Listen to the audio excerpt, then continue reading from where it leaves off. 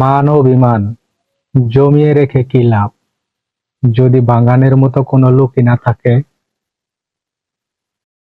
মানসিক শান্তি খুঁজে পেতে আপনার ভিতরে পরিবর্তন আনুন এবং এর ফলে আপনার আশেপাশের জিনিসগুলো পরিবর্তন আসবে।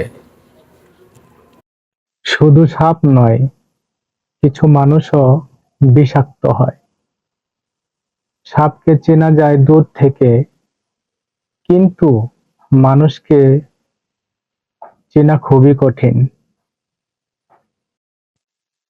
কিছু কিছু মানুষ আছে তোমাকে মূল্য দিবে না, তাই তুমি নিজেকে এতটা মূল্যহীন মনে করো না। এই জগতে যদি কোনো পাপ থাকে, তবে সেটা হলো দুর্বলতার পাপ। সকল প্রকার দুর্বলতা ত্যাগ করো, কারণ দুর্বলতাই পাপ। যার হাজার হাজার মানুষের সাথে বসবাস, সে কিভাবে বুঝবে একজনের স্বাদ? যারা তোমাকে সাহায্য করেছে তাদেরকে কখনোই ভুলে যেও না। যারা তোমাকে ভালোবেসে তাদেরকে কখনো ঘৃণা করো না। যারা তোমাকে বিশ্বাস করে তাদের কখনো ঠকিও না। সময়ের সাথে সাথে রক্তের সম্পর্কও বদলে যায়। বাপের ভাই চাচারে দেখলেই বোঝা যায়। এই পৃথিবীতে হাজারো মানুষের ভিড়েও রোজ আমি নিজেকে নিয়ে ভাবি, ইচ্ছেগুলোকে স্বাধীনতা দাও, উড়তে দাও আকাশে। লোকের কথায় কান দিও না, সে তো রোজই উড়ে বাতাসে।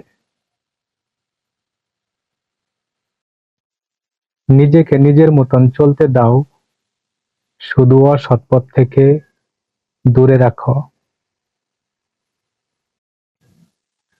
এটাই সত্য, আজকাল মিথ্যা কথার চেয়ে সত্যি কথা বললে সম্পর্ক নষ্ট হয় বেশি। সত্যের জন্য সবকিছু নিঃস্বার্থভাবে ত্যাগ করা যায়, কিন্তু কোনো কিছুর জন্য সত্যকে ত্যাগ করা চলে না। তোমাকে রোজ বিরক্ত করি, আসলে সত্যিটা কি জানো? তোমাকে আমি খুব মনে প্রাণে ভালোবাসি। এমন কিছু আছে যেটা পাওয়ার জন্য সব সময় প্রার্থনা করি, কিন্তু ভুলে যাওয়ার জন্য না। ধর্ম এমন একটি ভাব যা পশুকে মানুষত্বে ও মানুষকে দেবতাতে উন্নতি করে। পবিত্র ও নিঃস্বার্থ হতে চেষ্টা করো, তার মধ্যে রয়েছে সর্বোত্তম ধর্ম। সে আমার ছিল না, আমি বোকার মতন তার পিছনে পাগল হয়ে দৌড়াতে ছিলাম। কোথায় খুঁজবো তাকে? সে তো হারিয়ে যায় নাই, সে বদলে গেছে। হয়তো মানুষ নিষ্ঠুরতা নিজের স্বার্থের জন্যই করে থাকে। এটা মানুষ বোঝে না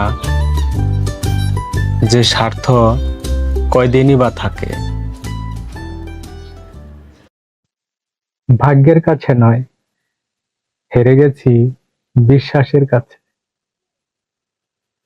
নিজের জীবনের ঝুঁকি নিন, যদি আপনি জিতেন তাহলে নেতৃত্ব দিবেন, আর যদি হারেন তাহলে আপনি অন্যদের সঠিক পথ দেখাবেন। আমি বিশ্বাস করি যে কেউ কিছু পাওয়ার উপযুক্ত হলে জগতের কোনো শক্তি নেই তাকে বঞ্চিত করে। আহার করো পরিমাণ মতো, দান করো নিয়মিত, বই পড়ো মনোযোগ দিয়ে, চিন্তা করো গভীরভাবে, আর পরিকল্পনা করো দৃঢ় দৃষ্টির সাথে। যখন আপনি কোরআন তেলাওয়াত করবেন বা নামাজে দাঁড়াবেন, মনে রাখতে হবে যে আপনি আল্লাহর সাথে কথা বলতেছেন বা তিনি শুনতেছেন আর আপনি তা বলতেছেন। মনের মতো কাজ পেলে অতি মূর্খও করতে পারে, যে সকল কাজকেই মনের মতো নিতে পারে এই ব্যক্তি বুদ্ধিমান, কোনো কাজই ছোট নয়। মনের শান্তি সূর্যের কিরণের মতন, যখন এটি এক জায়গায় কেন্দ্রীয় দ্রুত হয় তখন একটি চকমক করে ওঠে।